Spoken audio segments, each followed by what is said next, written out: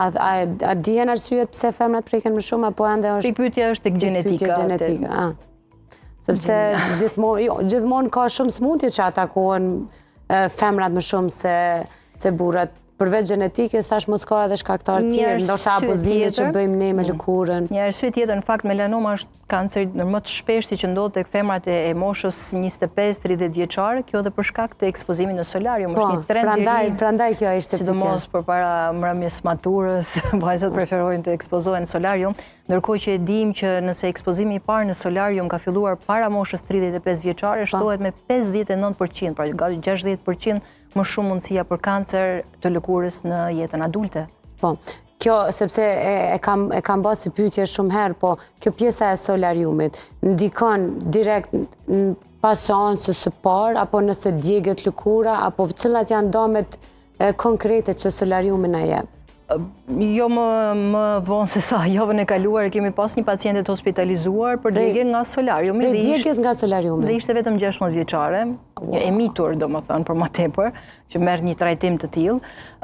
Mjafton një herë djegje shkallës së dytë, ajo djegja me fluska, me ujë në lëkurë, që të dyfishohet rreziku jon. Pra, nëse digjesh në shkallën e dytë para moshës 18 vjeçare, dyfishohet rreziku jon për kancer të lëkurës më vonë gjatë jetës. Kështu që nuk ka solarium të sigurt, nuk ekziston një term i tillë. Ka shtete që me ligj ndalojnë solariumin.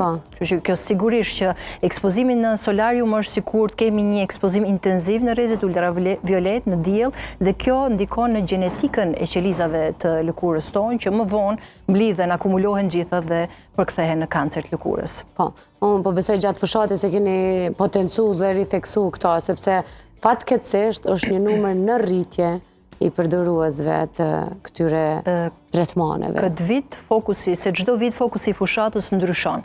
Këtë vit fokusin e kemi të fëmijët dhe të rinjt, të parandalimi primar. Nuk është se të fëmijët ne presim të ketë kancer të lëkurës, është shumë i rrallë në të vërtetë, po çka duam të mësojmë këtë vit është që fëmijëve të mësojmë zakone të mira, si të mbrohen nga dielli. Nëse herët i mësojnë këto zakone, do t'i aplikojnë gjatë gjithë jetës dhe nuk do kemi kaq shumë raste me kancer. Pritet që në 25 vitet e ardhshme të kemi 40% rritje të rasteve me kancer të lëkurës, vetëm për shkak të mos aplikimit të këtyre zakoneve të mira që në fëmijëri apo në moshat e reja. Një pjesë e fushatës ka qenë e dedikuar pikërisht për ligjërata të edukimit shëndetësor në shkolla. Kemi shku në shkollat ndryshme, në Prishtinë, në Pej, në Prizren, në qytete të ndryshme, duke edukuar fëmijët në format sa më të thjeshta, argëtuese me to, si të mbrohen nga dielli, po ashtu edhe me adoleshentët.